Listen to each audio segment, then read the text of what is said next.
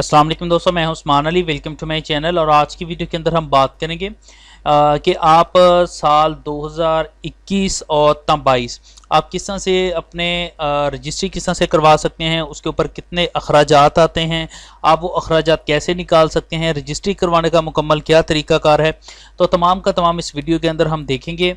तो मैं कोशिश करूंगा कि ज़रा जल्दी के साथ इस वीडियो को कंप्लीट करूं, कम से कम वक्त के अंदर, और मैं ज़रा स्पीड के साथ करूंगा। अगर आपको कहीं पे समझना है तो आप वीडियो को रिवाइंड करके देख लीजिएगा, फिर भी किसी चीज़ की समझना है तो आप वीडियो के नीचे कमेंट कर लीजिएगा।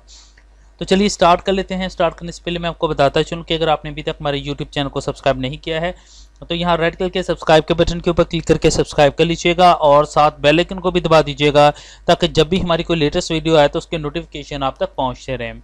तो चलिए स्टार्ट कर लेते हैं। सबसे पहले मैं आपको बताता चलूँ कि जो गवर्नमेंट की तरफ से इस वक्त कितने टैक्सेस जो हैं रजिस्ट्री करवाने के ऊपर लागू हैं। अगर हम सबसे पहले मैं आपको बताता चलूँ कि अर्बन एरियाज़ के अंदर प्रॉपर्टी है तो उसके ऊपर कितना है, रूरल एरियाज़ के अंदर है तो फिर कितने हैं। अर्बन और रूरल एरियाज़ के अंदर आपकी प्रॉपर्टी अर्बन एरियाज़ में है या रूरल एरियाज़ में है, वो किस तरह से पता चलेगा, वो भी मैं आपको वीडियो के आगे जो है वो चल के बताऊँगा। फर्स्ट ऑफ ऑल तो आप इन चीज़ों को तहरीर कर लीजिए, अपनी किसी पेंसिल के ऊपर नोट कर लें कि जो अर्बन एरियाज़ के अंदर प्रॉपर्टी है उसके ऊपर 1% स्टैम्प ड्यूटी है और ये कितने के ऊपर किस तरह से लगती है तमाम वीडियो के अंदर मैं आपको बताऊंगा। वीडियो को कहीं पे भी स्किप मत कीजिएगा। स्टैम्प ड्यूटी 1% इसके ऊपर लगती है। के टैक्स जो FBR की तरफ पे किया जाता है जो कि बायर ने पे करना होता है वो 2% है। नॉन फाइलर के लिए, अगर फाइलर है तो 1%। कारपोरेशन फीस जो है वो 1% है। इसके अलावा रजिस्ट्रेशन फीस, अगर आपकी रजिस्ट्री की मालियत जो है वो 5 लाख रुपए तक है तो 500 रुपया, अगर 5 लाख से ज़्यादा है तो 1000 रुपया। ये आपको कैसे पता चलेगा आगे चल के देखेंगे। उसके बाद इसके अलावा मजीद जो है वो 2000 रुपये के एक्सपेंसेस आते हैं। तो ये किस तरह से भी निकालेंगे ये भी मैं आपको निकाल के भी दिखाऊंगा भी। इस तरह से अगर रूरल एरियाज़ के अंदर आपकी प्रॉपर्टी मौजूद है तो फिर आपके ऊपर स्टैम्प ड्यूटी 3% लगेगी। केस टैक्स उसी हिसाब से, अगर फाइलर है तो 1%, नॉन फाइलर के लिए 2% है। कारपोरेशन फीस 1% है। रजिस्ट्रेशन फीस भी वैसे ही है। फर्दर एक्सपेंसेस भी उसी तरह से आते हैं। सिर्फ स्टैम्प ड्यूटी जो है वो 3% है, जबकि अर्बन एरियाज़ के अंदर जो प्रॉपर्टी आएगी वो 1% है स्टैम्प ड्यूटी। अब यहाँ से हम देख लेते हैं कि हमारी जो प्रॉपर्टी हम कर रहे हैं वो अर्बन एरिया, हमें किस तरह से पता चलेगा अर्बन एरियाज़ या रूरल एरियाज़ के अंदर है। आपके पास जो फ़र्द होती है उसके ऊपर भी लिखा होता है। इसके अलावा आपने क्या करना है, पंजाब गवर्नमेंट की एक वेबसाइट है, आपने गूगल पे जाएं और ई स्टैम्प लिखें तो आपके सामने वेबसाइट आ जाएगी es.punjab.gov.pk। अब इस वेबसाइट के ऊपर जाते हैं तो सबसे पहले आपने करना क्या है, रजिस्ट्री करवाने से पहले अपने खर्चा किस तरह से निकालना है। खर्चा निकालने के लिए यहाँ पर देखें लिखा हुआ है कैलकुलेट DC वैल्यूएशन, इसके ऊपर आपने क्लिक करना है। जैसे ही आप क्लिक करते हैं तो अब यहाँ पर देखें लैंड टाइप सबसे पहले ऊपर आता है अर्बन या रूरल्स, ठीक है। आपकी जो फ़र्द है उसके ऊपर लिखा होता है कि कौन सा चेक नंबर है, कौन सा मुरब्बा है और कौन सा किला है, चाहे आपके पास फ़र्द कंप्यूटराइज है चाहे मैनुअल पटवारी की जारी करता है। सबसे पहले आपने यहाँ से डिस्ट्रिक्ट सेलेक्ट करना है। मैं यहाँ से डिस्ट्रिक्ट अपना फैसलाबाद सेलेक्ट करता हूँ। तहसील कौन सी है, तहसील सिटी है, सदर है या जो भी है, ये आपकी रजिस्ट्री के ऊपर बाकायदा लिखी हुई होती है। तो मेरी सिटी है, मैं सिटी के ऊपर क्लिक कर देता हूँ। होम टाउन म्यूनिसिपल कॉर्पोरेशन है। उसके बाद जो है यहाँ पर आपके सामने ये डिफरेंट एरियाज जो हैं उनको डिवाइड किया गया है। आपने, अगर आपको समझ ना आए तो ये आपने 1 बाय 1 चेक कर लेना है। तो मेरा जो चक है वो समनाबाद के एरियाज़ के अंदर आता है तो मैं समनाबाद सेलेक्ट कर लेता हूँ। यहाँ से आपसे पूछ रहा है कि अनकंस्ट्रक्शन एरिया है, आपका ग्राउंड फ्लोर है, फर्स्ट है, सेकंड है, थर्ड है, तो मेरा गैर अनकंस्ट्रक्शन है, मैं यहाँ से सिलेक्ट कर लूँगा।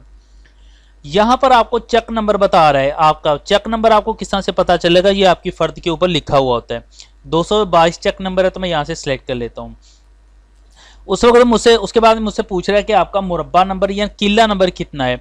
तो मुरब्बा नंबर मेरा जो है वो 3 है। आपको किस तरह से पता चलेगा, ये फ़र्द के ऊपर लिखा हुआ था। जो इन्फॉर्मेशन ये जो आपसे मांग रहा है वो आपकी फ़र्द के ऊपर लिखी होती है।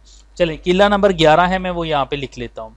उसके बाद लैंड की क्लासिफिकेशन पूछा कि कमर्शियल है या रेजिडेंशियल है, तो मेरी रेजिडेंशियल है, मैं यहाँ से सिलेक्ट कर लेता हूँ। उसके बाद मेरा एरिया जो कॉलोनी लगती है वो इसने ऑटोमेटिकली शो करवा दिया कि ये गुलशन इकबालिया के एरिया के अंदर की आपने हमें इंफॉर्मेशन दी है, तो यहाँ से हमने सेलेक्ट कर लेता हूँ। अब यहाँ पर आपने ये देखना है कि आप कितनी मालियत की, अगर मैं एक मरले का रेट देखता हूँ इस प्रॉपर्टी का, तो सरकारी रेट इस वक्त 3,10,000 रुपये पर मरला है, ठीक है। इससे कम की मालियत के ऊपर आप रजिस्ट्री नहीं करवा सकते। अब फॉर एग्जाम्पल मैं जो रजिस्ट्री करवाना चाह रहा हूँ वो 3 मरले की है, मैं यहाँ पर 3 लिखूंगा और फाइंड लैंड रेट के ऊपर क्लिक करता हूँ तो ये मुझे बता रहा है कि 3,10,000 रुपये फी मरला रेट है। और आपकी अगर 3 मरले की रजिस्ट्री करवा रहे हैं तो इसकी मालियत बनती है 9,30,000 रुपया। अब ये जो 9,30,000 रुपया मैं यहाँ पे लिख लेता हूँ, ठीक है जी।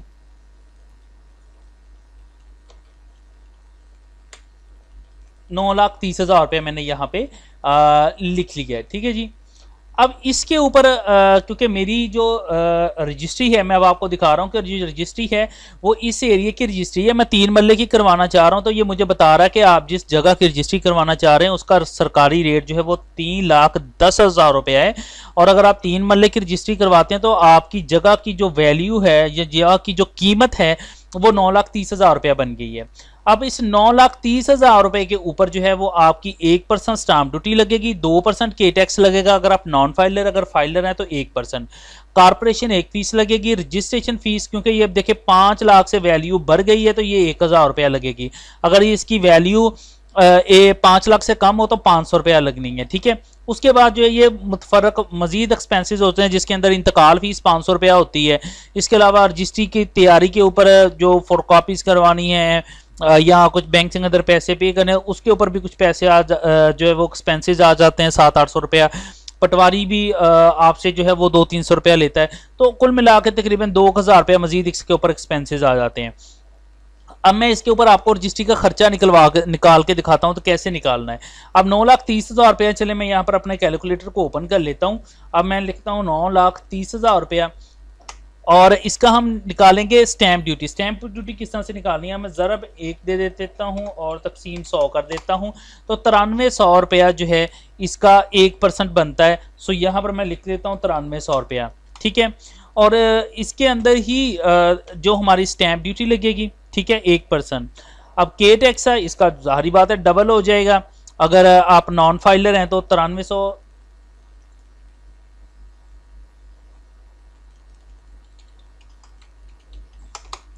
18,600 रुपया जो है इसके ऊपर के टैक्स लगेगा। 2% इसके ऊपर के टैक्स हो गया। कारपोरेशन वही 1% लगेगी तो 1% जो है वो बनती है इसके ऊपर 9300 रुपया। तो 9300 रुपया ये आ गया।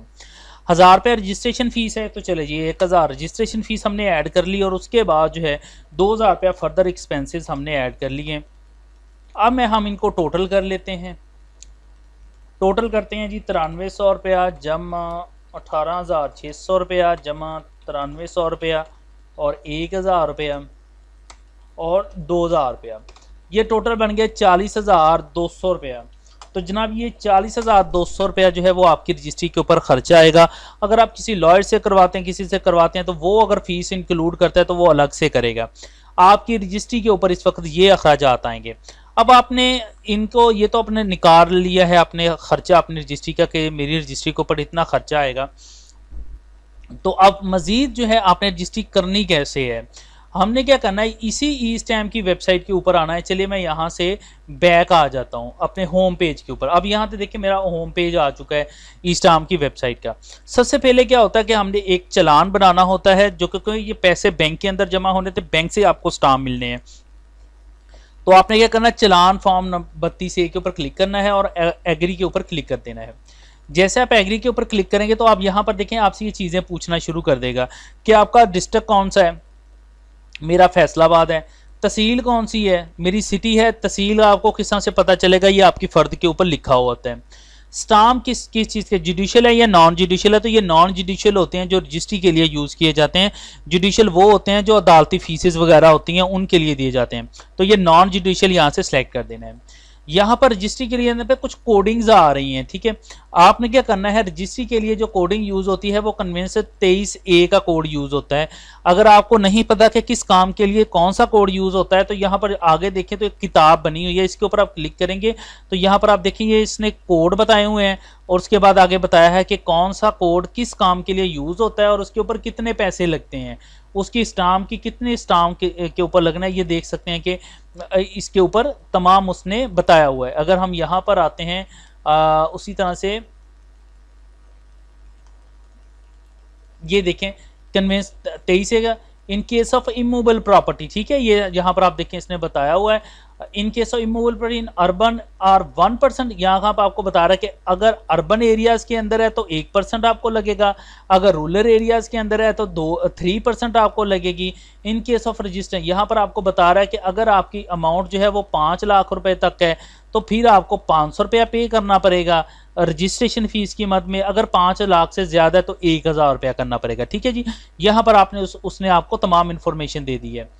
उसके बाद यहाँ पर जो है वो आपसे पूछ रहा है एजेंट इन्फॉर्मेशन। एजेंट कौन सा होता है कि जो बंदा जाकर बैंक के अंदर पैसे जमा करवा रहा है। अब कोई भी बंदा जाकर बैंक के अंदर पैसे जमा करवा सकता है, तो जो बंदा बैंक के अंदर पैसे जमा करवाएगा वो अपना यहाँ पे नाम लिखेगा, अपना CNAC नंबर जो भी है वो लिखेगा और अपना कॉन्टैक्ट नंबर लिखेगा यहाँ पे, ठीक होगा। ईमेल एड्रेस है तो दे दे, नहीं देना तो कोई मसला नहीं है। यहाँ पर सेलर की इंफॉर्मेशन दे के बेचने वाले का नाम क्या है, उसका शनाख्ती कार्ड नंबर क्या है। उसके बाद यहाँ पर आएंगे तो यहाँ पर सन ऑफ, उसके वालिद का नाम क्या है, उसका कॉन्टैक्ट नंबर क्या है। ईमेल आता है तो ठीक है, एड्रेस पूछ रहा है तो आप एड्रेस दे दें यहाँ पर। Use this form for seller, बिल्कुल जी, इसके ऊपर आपने टिक कर देना है और ऐड के बटन के ऊपर क्लिक कर देना है। उसके बाद परचेजर की इंफॉर्मेशन में आ रहा है कि उसका नाम क्या है, उसका शनाख्ती कार्ड नंबर क्या है, जो भी है आपने लिख देना है। उसके वालिद का नाम कौन सा है वो आपने यहाँ पे लिखना है। उसके बाद उसका भी मोबाइल नंबर आपने यहाँ पे लिख देना है और उसके बाद यहाँ पर एड्रेस जो है आपने लिखना है, जहाँ का भी एड्रेस है। चलें जी, उसके बाद यहाँ पर ये कैप्चर कोड आ जाता है, तो आपने ये कैप्चर कोड जो है वो यहाँ पे देना है और देने के बाद नेक्स्ट के बटन के ऊपर क्लिक कर देना है। जैसे नेक्स्ट के बटन के ऊपर क्लिक करते हैं तो यहाँ पर वो मुझसे पूछ रहा है कि आपकी प्रॉपर्टी का एड्रेस क्या है। तो चेक नंबर जनाब जी हमारा था 222। लैंड की वैल्यू वो पूछ रहा है कितनी है, आपको पता है तो ठीक है। पता कौन सी है, ये हमने पहले ही निकाल ली थी कि 9,30,000 रुपया बनती है। हमने 3 मरले की रजिस्ट्री करवा रहे हैं तो वो आपने यहाँ पे लिख देनी है। लिखने के बाद जो है आपने नेक्स्ट के बटन के ऊपर क्लिक कर देना है। फिर वही पेज हमारे सामने ओपन हो गया। हमने यहाँ पर अपनी प्रॉपर्टी जहाँ पर है वो यहाँ से इसको बताना है और ये तमाम इन्फॉर्मेशन जो यहाँ पे पूछ रहा है ये आपकी फ़र्द के ऊपर लिखी ही होती हैं। यहाँ से मेरा समनाबाद का एरिया लगता है और अनकंस्ट्रक्शन है, चाका नंबर 222 है, मुरब्बा नंबर जो है वो 3 है, किला नंबर 11 है। ये तमाम चीज़ें जो मैं यहाँ पर लिख रहा हूँ ये आपकी फ़र्द जो आपको मिलती है फ़र्द के ऊपर लिखी ही होती हैं। रेजिडेंशियल है जनाब, गुलशन इकबाल का एरिया और 3 मरले की मैं रजिस्ट्री करवा रहा हूँ। तो यहाँ पर आप देख सकते हैं कि 3,10,000 रुपये फ़ी मरला है। जो मेरी जगह की वैल्यू बनती है वो 9,30,000 रुपये है। जो मैंने पीछे लिखी है वो 9,30,000 रुपये है, ठीक है जी। आपने ये लिखने के बाद नेक्स्ट के बटन के ऊपर क्लिक कर देना है। अब यहाँ पर आप देखिए हमने कितनी स्टाम्प ड्यूटी निकाली थी, 9300 रुपया, 1% 9300 रुपया निकाला था। तो अब यहाँ पर देख सकते हैं ये भी हमें बता रहा है कि 9300 रुपया ही इसका बनता है 1% का। उसके बाद ये देखें कि हमारी जो ये जो 1000 रुपया रजिस्ट्रेशन फीस है, ये जो मैंने आपको बताया रजिस्ट्रेशन फीस अगर 5 लाख से ज़्यादा की रजिस्ट्री है तो 1000 रुपया लगती है, वो इसके अंदर बाकायदा इंक्लूड कर रहा है। यहाँ पर देखें ये जो रजिस्ट्रेशन ऑफ इंस्ट्रूमेंट ये फीस भी 1000 रुपया कर रहा है। तो 9300 और 1000 रुपये जमा करके हम नेक्स्ट के ऊपर जाएंगे तो ये तमाम इन्फॉर्मेशन आपके सामने शो करवाएगा। और उसके बाद हम सेव के बटन के ऊपर करेंगे तो ये देखें ये इसने चलान बना दिया। हम प्रिंट चलान के ऊपर क्लिक करते हैं, ये चलान बन गया है और इसके ऊपर सारी इन्फॉर्मेशन है। जो एजेंट जा रहा है, जो पैसे जमा करवाना जा रहा है बैंक के अंदर, उसका नाम आ रहा है, परचेजर का नाम आ रहा है, सेलर का आ रहा है और प्रॉपर्टी का आ रहा है और 9,30,000 की प्रॉपर्टी है वो बता रहा है। जो इन्फॉर्मेशन हमने दी है वो यहाँ पे आ गई है और इसने पैसे बना दिए कि 10,300 रुपये आपका बनता है, 9300 रुपये स्टाम्प ड्यूटी का और 1000 रुपये रजिस्ट्रेशन का बना के इसने जो है वो हमें 10,300 रुपये का चलान दे दिया है यहाँ पे। इस चलान को क्या करना, हमने प्रिंट आउट निकाल लेना है। निकालने के बाद हमने किसी भी पंजाब बैंक की ब्रांच के अंदर जाना है और उनको ये 10,300 रुपया पैसे देने हैं और ये जो चलान है ये जो बना हुआ ये उनको देना है। तो वो इसको बैंक के अंदर पैसे जमा करके आपको एक रसीद इसकी यहाँ पर देखेंगे 2 बने हुए हैं, ठीक है, ऊपर नीचे। यहाँ से वो फाड़ के आपको एक अपने पास रख लेंगे और एक आपको दे देंगे और इसके साथ आपको स्टाम्प देंगे। स्टाम्प कौन से देंगे, इस तरह के स्टाम्प जो होते हैं वो आपको बैंक से वो उसी वक्त आपको दे देंगे। वो आपने लेके आने हैं। लेके आने के बाद जो है आपने इसके ऊपर रजिस्ट्री तहरीर करनी है। चले मैं थोड़ा सा इसको जूम कर लेता हूँ यहाँ पर आप देख सकते हैं कि ये मैंने जो एक रजिस्ट्री यहाँ पर हुई है ये 5 लाख मालियत की है, ठीक है। इसके ऊपर आपने अपनी प्रॉपर्टी के हिसाब से जो भी आपकी फ़र्द है उसके हिसाब से आपने इसके ऊपर तहरीर लिखनी है। तहरीर लिखने के बाद जो है आपने इसके अलावा फर्दर टैक्सेस जमा करवाने हैं। टैक्सेस कौन से जमा करवाने हैं, अब हम आ जाते हैं कि हमने के टैक्स जमा करवाना है। के टैक्स जो है वो सेलर के ऊपर बनता है, ये हमने FPR को जमा करवाना होता है। और ये किस तरह से चालान बनाना है, आप मेरे YouTube चैनल के ऊपर आएंगे और आने के बाद सर्च के बॉक्स के अंदर देखें, ये मेरा YouTube चैनल है, यहाँ पर सर्च के ऊपर आकर आप इस तरह से के टैक्स लिखेंगे तो आपके सामने ये वीडियो आ जाएगी, how to create a FBR 236 के tax purchase a movable property, ठीक है। इसके अंदर मैंने मुकम्मल तरीकाकार बताया हुआ कि आपने FBR की वेबसाइट से किस तरह से के टैक्स का चालान बनाना है, वो आपने यहाँ से बना लेना है। बना लेने के बाद जो है वो आपने किसी भी नेशनल बैंक की ब्रांच के अंदर जाकर जो FBR का जो चालान है वो आपने जमा करा देना है। वो जमा करा के आपको एक रसीद दे देंगे, वो आपने साथ लगा देनी है, ठीक है जी। उसके बाद हम आ जाते हैं कि अब हम यहाँ पर देख सकते हैं कि हमारी जो स्टाम्प ड्यूटी है वो भी तर गई है, पे हो गई है। वो किस तरह से हुई है कि हमने बैंक के अंदर जाकर पैसे जमा करवाए तो चालान बना के, तो ये हमें स्टाम्प मिल गए। के टैक्स जो है उसका मैंने आपको बता दिया कि किस तरह से आपने ये चालान बनाना है, यहाँ से आप देख लीजिएगा। और देखने के बाद आपने बैंक के अंदर जमा करवाएंगे, नेशनल बैंक के अंदर जाके, तो वो आपको रसीद दे देंगे। यहाँ पर हमारी 2 फीसेस जो है वो पे आउट हो गई हैं। अब 9300 रुपया रहेगी, ये 1000 रुपया भी इसी स्टाम्प ड्यूटी के अंदर ऐड हो गया था। अब हमारा रहता है कॉर्पोरेशन फीस। कॉर्पोरेशन फीस क्या है, जब आप रजिस्ट्री लिख लेते हैं, लिखने के बाद जो है कचहरी के अंदर ही कॉर्पोरेशन के लोग मौजूद होते हैं जो कि आप उनको जाकर पैसे देंगे। तो यहाँ पर वो आपकी ये देखें जिस तरह से इस वक्त स्टैंप लगी हुई है, इसके ऊपर स्टैंप लगा देंगे अपनी, और लगाने के बाद इसके ऊपर पैसे जो है वो लिख देंगे कि हमने पैसे रिसीव कर लिए हैं, और उनसे आप रसीद भी जो है वो ले सकते हैं। तो इस तरह से तमाम पैसे जो है वो पे हो जाएंगे। पैसे पे करने के बाद जो है आपने जो स्टाम्प ड्यूटी है उसके ऊपर आपने तहरीर करनी है, तमाम रजिस्ट्री, और तहरीर करने के बाद आपने 500 रुपया एक इंतकाल फ़ीस होती है, वो भी रजिस्ट्री के ब्रांच के अंदर ही कचहरी के अंदर बंदे मौजूद होते हैं, आपने उनको पे करनी है। तो वो पैसे लेके आपकी रजिस्ट्री के ऊपर स्टैंप लगा देते हैं, जिससे पता चल जाता है कि आपने पैसे पे कर दिए। वो कैसी स्टैंप होती हैं, चले मैं आपको वो भी दिखा देता हूँ। अगर कंप्यूटराइज होगी तो फिर आपका स्टेट बैंक के अंदर पैसे जमा होंगे, वो इस तरह से जिस तरह से चालान है इसी तरह से जमा होके आपने स्टेट बैंक के अंदर जाके जमा कराना है। अगर तो आपका नहीं है तो वो यहाँ पर आपके स्टैंप लगा देंगे रजिस्ट्री के ऊपर। अच्छा जी, अब आ जाते हैं कि आपने तहरीर करना है। तहरीर करने के बाद जो है रजिस्ट्री वहाँ पर ब्रांच के अंदर कंप्यूटर के ऊपर तस्वीरें बनाने के लिए बंदे मौजूद होते हैं, उनसे आपने सेलर की, बायर की, गवाहों की जो है आपने तस्वीर बनवानी है। तस्वीर बनाने के बाद जो है यहाँ पर आपको वो बयान करवाने हैं कि आपने जो बेचने वाला है वो बताएगा कि मैंने रजिस्ट्री जगह बेच दी है, और सेलर कहेगा कि मैंने सेल कर दी है। तो वो उसके बाद जो है इस तरह से आपको रजिस्ट्री का नंबर अलॉट कर देंगे। यहाँ पर जो देखिए जिस तरह से 2644 लिखा हुआ है, ठीक है जी। उसके बाद जो है वो स्कैनिंग के लिए जो है वो ये रजिस्ट्री चली जाती है। उसके बाद चंद दिन के बाद आपको ये वापस देते हैं। उसके ऊपर आपने जो है वो इसके ऊपर आपने एक रजिस्ट्री कचहरी के अंदर ही कंप्यूटर वाला मौजूद होता है जो डीड लिस्टिंग करता है, वो चेक करता है कि आपने बैंक के अंदर पैसे जमा करवाए हैं या नहीं। आपने उससे जाके चेक करवाना है, तो वो आपकी रजिस्ट्री के पैसे चेक करने के बाद यहाँ पे सिग्नेचर कर देगा कि मैंने यहाँ पर ये देखें जिस तरह से सिग्नेचर हुए हैं कि मैंने जो है वो चेक कर लिया, और आपको एक प्रिंट आउट भी दे के साथ लगा देगा। उसके बाद जो है वो सब रजिस्ट्रार से रजिस्ट्री के ऊपर साइन करके आपको रजिस्ट्री वापस कर देगा।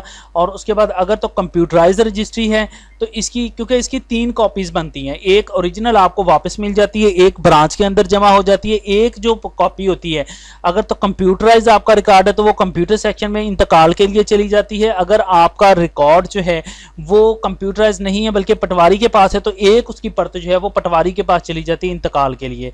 अगर तो आपका कंप्यूटराइज है तो कंप्यूटराइज वाले जो है वो ऑटोमेटिकली जो है वो आपका इंतकाल जो है वो लगा के आपके नाम के ऊपर प्रॉपर्टी ट्रांसफ़र कर देते हैं। अगर तो आपका रिकॉर्ड पटवारी के पास है तो आप अपनी रजिस्ट्री पटवारी के पास लेके जाएंगे तो वो उसी वक्त आपको इंतकाल नंबर लगा देगा और जगह आपके नाम के ऊपर ट्रांसफ़र कर देगा। तो इस तरह से आप अपनी रजिस्ट्री जो है, अगर आपकी अर्बन एरियाज़ के अंदर है तो ये एक्सपेंसेस आएंगे, अगर रूरल एरियाज़ के अंदर तो ये एक्सपेंसेस आएंगे, और किस तरह से इसको निकालना है ये तरीकाकार मैंने अभी आपको तमाम का तमाम डिटेल के साथ बता दिया है। तो अगर आपको समझ नहीं आई, वीडियो को रिवाइंड करके देख लीजिएगा, फिर भी समझ नहीं आए तो आप वीडियो के नीचे कमेंट करके आप पूछ सकते हैं। आई होप जो है ये वीडियो आपको पसंद आई होगी। पसंद आई इसको लाइक कीजिएगा, दोस्तों तक शेयर कीजिएगा। Thank for watching and please subscribe my YouTube channel.